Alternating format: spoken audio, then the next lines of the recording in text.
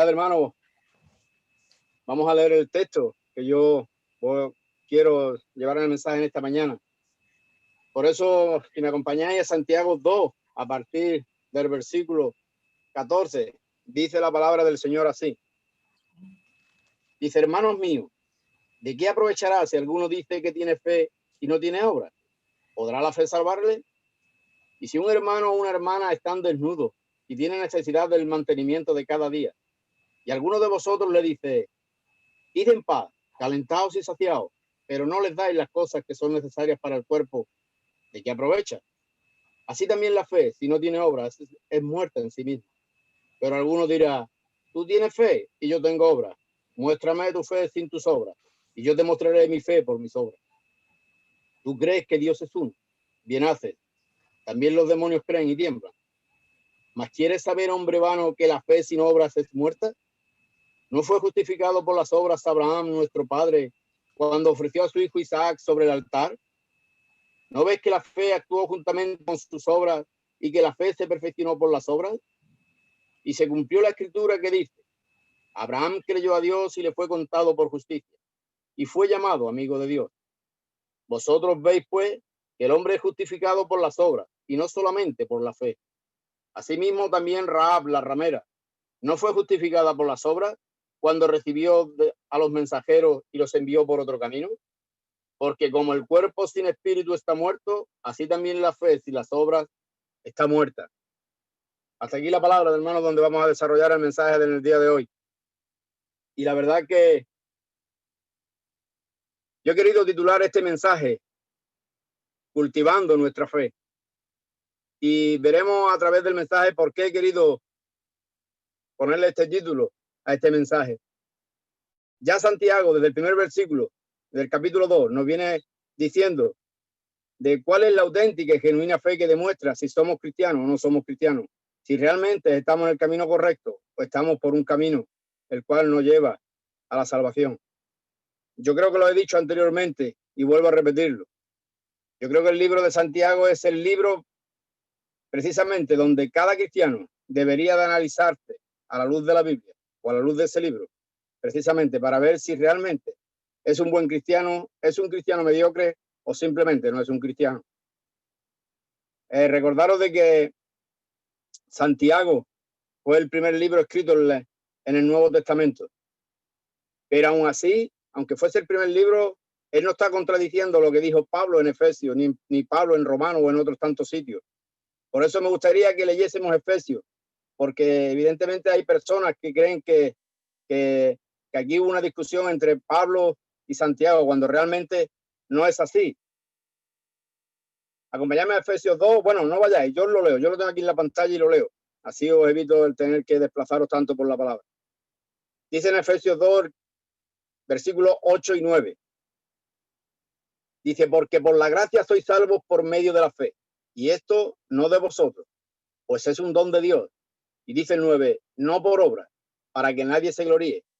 Cuando leemos esto, pareciera como si se contradiciesen los dos versículos, tanto Santiago como Pablo. Pero todos sabemos, aquellos que hemos estudiado la Biblia, aquellos que reconocemos que no es así, sino que realmente los dos están diciendo la verdad, solo que están viendo la fe desde una perspectiva diferente y la están analizando de una forma diferente, pero todos, o sea, los dos llevan razón en lo que están diciendo. Recordad, hermano, que Santiago escribió esta carta para los judíos cristianos, pero eso no quita que tú y yo nos analicemos a la luz de esta carta. Por eso vamos a ir leyendo desde el versículo 14 y dice así, dice, hermanos míos, ¿de qué aprovecha si alguno dice tiene fe y no tiene obra? ¿Podrá la fe salvarle?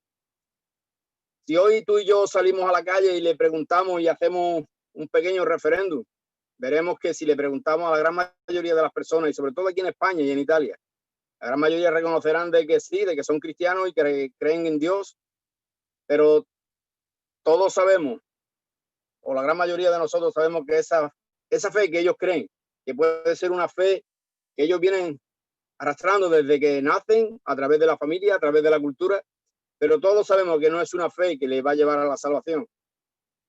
La fe que salva es la fe que cree que Jesucristo es Dios, La fe que salva es la que cree que Jesús murió en esa cruz y que fue clavado a cada uno de los pecados que cometemos en esa cruz y que Él pagó por cada uno de esos pecados. Esa es la fe que salva. Esa fe que aquí Pablo dice que precisamente esa fe es la que lleva obra. Y exactamente, esa fe va cogida de la mano por las obras. Nuestra fe ha de producir obras, pero ha de producir obras, hermanos, no porque estemos obligados a hacer las obras, sino por amor al Señor tenemos que hacer esas obras. Mirad, hermano, lo que dice en Gálatas 6, versículos 9 y 10. Dice así la palabra del Señor en Gálatas 6, versículos 9 y 10. No nos cansemos, pues, de hacer el bien, porque a su tiempo segaremos si no desmayamos. Dice el 10, así que según tengamos oportunidad, hagamos bien a todos y mayormente a los de las familias de la fe. La fe no conlleva, la fe que conlleva obra. Perdón, la fe que no conlleva obra es inconsecuente con el ser cristiano. El cristiano demuestra precisamente su fe a través de las obras. Nosotros estamos llamados a parecernos lo más posible a Cristo y a ser imitadores de Cristo. Y si tú lees los evangelios, al igual que yo, o vemos el Nuevo Testamento y las cartas de Pablo, veremos cuál fue la vida de Jesús. Vemos cuál fue la actitud que él tuvo con todos los seres humanos. Cómo él obró a través de las necesidades, cómo él obró a través de las enfermedades, cómo él siempre ayudó al prójimo y siempre se preocupaba por las viudas, se preocupaba por el pobre, por el menesteroso y por aquellos enfermos. Y tú y yo estamos precisamente llamados a eso. Muchas veces sabemos que es difícil, muy difícil, el hecho de saber que aunque tengamos el Espíritu Santo, es difícil obrar de la misma forma que obraba Cristo. Pero como he dicho anteriormente, Dios nos capacitó por medio del Espíritu Santo para que, aunque fuese poco a poco, nosotros podamos ir creciendo en el Señor y sobre todo podamos hacer las buenas obras que ya dice la Biblia, que fueron preparadas de antemano por el Señor. Y Él nos capacitó para ello. De hecho, lo dice en Filipenses 1:6. Dice así la palabra del Señor en Filipenses 1:6. Estando convencido precisamente de eso, de que el que comenzó en vosotros la buena obra, la perfeccionará hasta el día de Cristo Jesús. Es difícil, sí, todos sabemos que es difícil. ¿Cuántas veces pecamos al cabo del día? ¿Cuántas veces caemos y tropezamos? Pero lo mejor de todo es que Dios conoce el corazón. Dios conoce y sabe que el corazón, aunque es engañoso, como dice la palabra, Él sabe que tenemos un corazón predispuesto. Aquellos que son cristianos, sus hijos, aquellos que han creído y depositan su fe en Él, saben que realmente pecan, pero que no viven en el pecado y que realmente se arrepienten cuando pecan. Y nos vamos al versículo 15 y 16, dice, y si un hermano o una hermana, ahora aquí Santiago nos pone un claro ejemplo de cuál es tu verdadera fe. Dice, y si un hermano o una hermana están desnudos y tienen necesidad del mantenimiento de cada día, y algunos de vosotros le dice, id en paz, calentaos y saciados, pero no le dais las cosas necesarias para el cuerpo, ¿de qué aprovecha? Santiago nos da un claro ejemplo de aquello que muchas veces nosotros cometemos ese pecado. Y es que cuántas veces nosotros vemos la necesidad en un hermano y lo que se nos ocurre es siempre lo primero. Y no está mal, no es mal decir el Señor te bendiga, oraremos por ti, o oraremos por lo que te ocurre, o oraremos por la situación en la que estás. Sin embargo, hermanos, eso no es lo que el Señor quiere de nosotros. El Señor quiere, muchas veces, Él nos pone ese hermano, o esa situación, o ese pobre, o lo que sea, delante nuestra, precisamente para que seamos nosotros los que ayudemos a esa persona y no tengamos que acudir a la iglesia, no tengamos que acudir a otro hermano, sino que sea nuestro propio corazón el que se decline a hacer la voluntad de Dios, que no es otra cosa que nosotros que tenemos, le demos al que no tiene. Por eso, hermano, hay algo que he descubierto haciendo este estudio, y es que desconocía que a la entrada de la sinagoga había un plato, en la entrada de la sinagoga había un cuenco que era denominado o se le llamaba el plato del indigente. Era un plato donde el judío entraba y depositaba una limosna, donde hoy en la Iglesia Católica es el cepillo, pues allí es el plato del indigente. Lo que ocurre es que yo no sé para qué se usa el cepillo de la Iglesia Católica, pero sí que en el judío tenía ese plato donde la persona que entraba en la sinagoga, el judío que entraba en la sinagoga, depositaba una limosna en el plato, y cualquier indigente o cualquier pobre era libre de entrar en la sinagoga, coger de ese plato el dinero que necesitara para poder comprar para su alimentación diaria. Por eso, hermanos, vemos cómo Dios siempre se ocupó del pobre y del menesteroso, siempre ayudó al mendigo, siempre se preocupó de las viudas y siempre se preocupó de los huérfanos. Por eso, hermanos, podemos ver a través de la Biblia cómo Dios siempre se ocupó de su pueblo. A través del Antiguo Testamento vemos también cómo Él siempre se preocupaba de que dejaran en las tierras, cuando segaban, siempre pedía que lo que se quedara detrás no fuesen a recogerlo, sino para que el pobre, para que las viudas pudieran recoger alimentación para ellos. Siempre se ocupó. Sí, a través de la Biblia podemos ver cómo el Señor siempre se ocupó de su pueblo y sobre todo de los pobres. Por eso continuamos y dice en el versículo 17, así también la fe, si no tiene obra, es muerta en sí misma. De nada nos sirve, hermanos, decir que tenemos fe si al final somos insensibles con los más necesitados. Eso solo mostraría que en ti y en mí hay un corazón religioso y que no hay una relación con Cristo. Puesto que todos sabemos, como he dicho anteriormente, lo que Cristo hizo por los pobres, lo que Cristo hizo por los que lo necesitaban, y nunca se negó a prestar ayuda a nadie. Por eso tú y yo estamos llamados precisamente a eso, a prestar ayuda a aquel que lo necesite. Hay veces que realmente nosotros no podemos prestar esa ayuda y sí tenemos que acudir a la iglesia o tenemos que acudir a algún hermano que sea capacitado para eso. Evidentemente, si un hermano te pide ayuda espiritual o te pide ayuda de alguna forma en el que tú no tienes conocimiento, evidentemente es mejor callarse y otorgarle ayuda a otra persona que no, porque muchas veces podemos ocasionar más daño que beneficio. Pero no es este el caso en el cual está aquí hablando Santiago. Santiago ahora evidentemente está hablando de la fe que dice no lleva obra. Y dice el versículo 17, pero alguno dirá, tú tienes fe y yo tengo obras. Muéstrame tu fe sin tus obras y yo te mostraré la fe por mis obras. Sabemos que la fe es un don de Dios, hermano.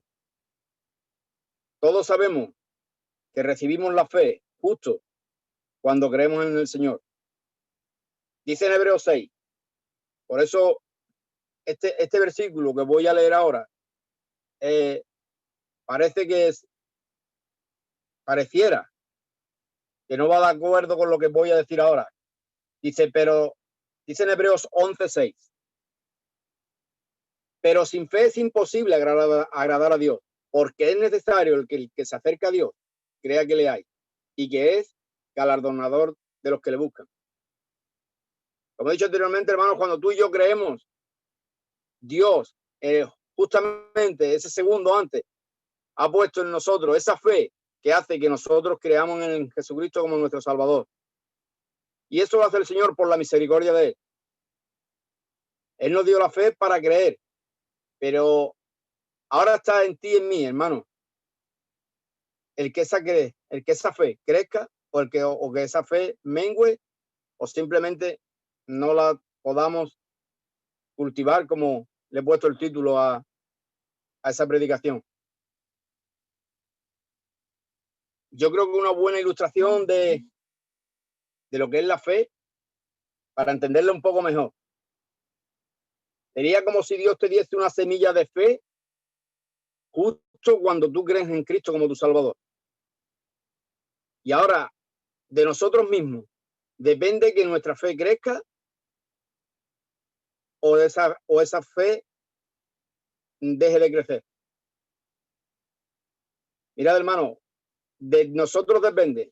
Nosotros somos esa tierra, como la semilla del sembrador. Nosotros somos esa tierra en la que la semilla de la fe cae. Una vez que tú has creído en el Señor, esa fe es depositada en ti y ahora está en ti. Por eso tenemos que hacernos esta pregunta, y una pregunta bastante importante, y es, ¿nosotros crecemos en el Señor, en el conocimiento de Él, en su santidad, en obediencia, cada vez que nos analizamos a la luz de la Biblia? O si te analizas a la luz de la Biblia, eres la misma persona y tienes el mismo grado de fe. Todos ven en ti la misma persona que vieron o que ven. O sea, ven la misma persona que ven justo antes de que te convertiste. No ha habido cambio en ti. No ven fe en ti. No ven la disposición a reunirte con los hermanos. No ven la disposición a serle fiel a Dios, sino simplemente dice que eres cristiano, pero realmente no vive una fe cristiana. Por eso creo que es sumamente importante el que nos hagamos esta pregunta. ¿Realmente veo mi crecimiento espiritual? ¿Veo mi comportamiento hacia Dios realmente como el Señor quiere y demanda de mí? Es algo que deberíamos de analizarnos más comúnmente de lo que lo hacemos. Por eso también continúo con el versículo 29 y dice, ahora podemos ver que a la persona que se le está dirigiendo Pablo es un judío. Él le dice, ¿tú crees que Dios es uno? Bien hace. También los demonios creen y tiemblan. Aquí podemos ver, hermano, que se dirige al menos a las personas que se están diciendo son judías, porque el interlocutor con el que está hablando le está nombrando el Shema. El Shema es la oración más sagrada del judaísmo. Esa oración está en Deuteronomio 6, versículo 4. Y yo creo que la gran mayoría de nosotros lo sabemos. Pero dice así, Deuteronomio 6, 4. Oye Israel, Jehová nuestro Dios, Jehová uno es. Esa oración estaba obligada a decirlo los judíos no sé cuántas veces al día, reconociendo de que Dios es uno. Pero eso, como todos nosotros sabemos y reconocemos, aquellos que hemos creído en Jesús como nuestro Salvador, de que es cierto. Pero como dice también Santiago, los demonios también lo creen, hermano. Los demonios creen que Dios es uno. Ellos reconocieron a Jesús como que era el Hijo de Dios, pero aún así le temían, pero no lo obedecían. Por eso es una fe que nos salva, el reconocer que Dios es uno, como si tú hoy salieses a la calle, todos te reconocerán, la gran mayoría, muchos de ellos te reconocen, sí, es verdad, Dios es uno. Yo he hablado con muchas, sobre todo con familiares, que reconocen que Dios es uno, que reconocen que evidentemente hay algo que, pero eso no le va a dar la salvación. La salvación, como he dicho anteriormente, solo la obtenemos por medio de la fe en Jesucristo y no por obras, para que nadie se gloríe, como hemos dicho anteriormente. Por eso, hermano, hay algo más. Y dice en el versículo 20, ¿mas quieres saber, hombre vano, que la fe sin obras es muerta? Aquí lo llama vano, que es inútil, que es inservible.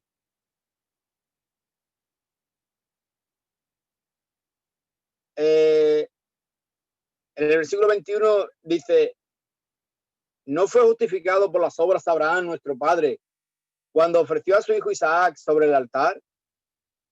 ¿No ve que la fe actuó juntamente con sus obras y que la fe se perfeccionó por las obras?